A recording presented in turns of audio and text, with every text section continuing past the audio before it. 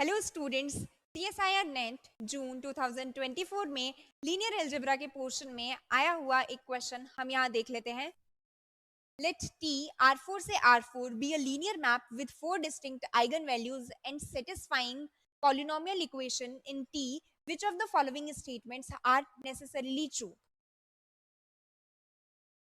Necessarily true का मतलब ये हुआ, अगर इन चारों स्टेटमेंट्स को डिस्प्रूव करने के लिए हमें एक भी काउंटर एग्जाम्पल मिल जाएगा, इसका मतलब ये हुआ कि वो स्टेटमेंट डिस्कार्ड हो जाएगा।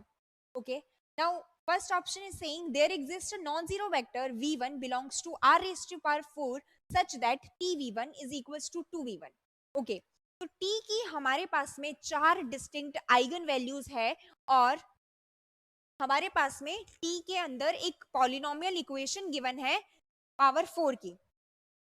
अगर लैम्डा t की एक आइगन वैल्यू है तो lambda raise to power 4 minus 15 lambda square plus 10 lambda plus 24 is equals to 0 होगा।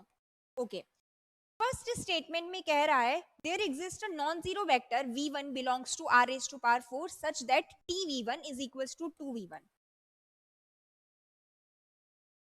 मतलब according to first statement 2 is an eigenvalue of t।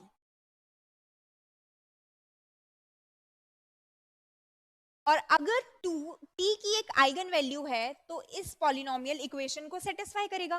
That means 2 raise to power 4 minus 15 into 2 square plus 10 into 2 plus 24 equals to 0 होना चाहिए। और यहाँ से हम देख पा रहे हैं 16 minus 60 plus 20 plus 24 equals to 0। इसका मतलब ये हुआ कि 2 t की एक आइगन वैल्यू है।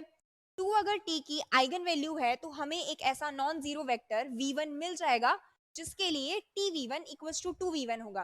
तो ऑप्शन फर्स्ट जो होगा वो हमारा करेक्ट हो जाएगा।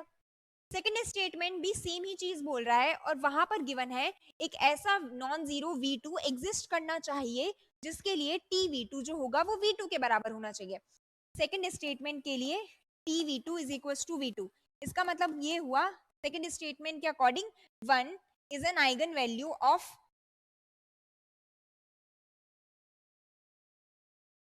t।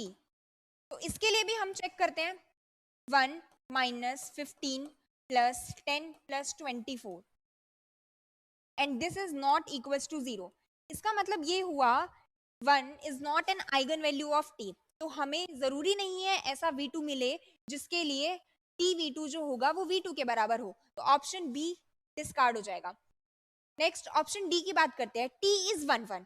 यहां से हम देख पा रहे हैं 24 इक्वल्स इस इक्वेशन में प्लस 24 इक्वल्स टू 0 दे रखा है। इसका मतलब ये हुआ कि डिटर्मिनेंट ऑफ t जो होगा वो हमारे पास में 24 है। That means not equals to 0।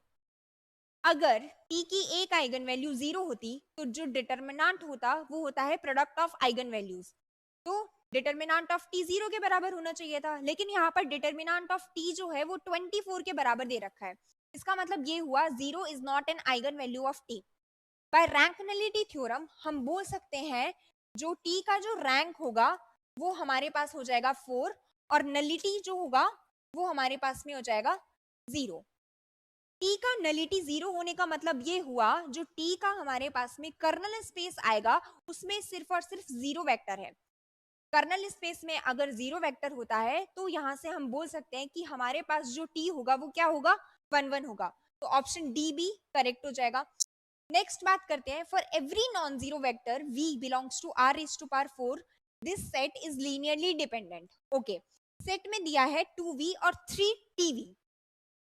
अगर मैं वेक्टर v ऐसा चूज करती हूँ जिसके लिए tv is equals to 2v होगा तो ये जो हमारा सेट होगा ये बन जाएगा 2v और 3tv।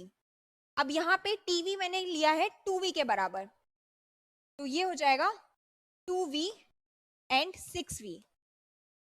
और इस सेट के अंदर हम क्लियरली देख पा रहे हैं 6v जो होगा वो लीनियर कॉम्बिनेशन ऑफ 2v में लिख सकते हैं हम उसको। क्यों? 6v is equals to 3 times of 2v। तो 2v के मल्टीपल के फॉर्म में हम 6v को लिख पा रहे हैं, तो यहां से हमारे पास में हुआ कि ये जो सेट जो होगा वो क्या होगा, लीनियरली डिपेंडेंट हो जाएगा। एक ऐसा वेक्टर हमें मिल गया जिसके लिए सेट जो है वो लीनियरली डिपेंडेंट है। तो for every non zero vector v के लिए ये जो सेट होगा ये लीनियरली इंडिपेंडेंट नहीं हो सकता। यहां से हम ऑप्शन सी को डिस्कार्ड कर देंगे, मतलब हमारा ऑप्शन ए और ऑप्शन डी इस क्वेश्चन के लिए करेक्ट हो जाएगा।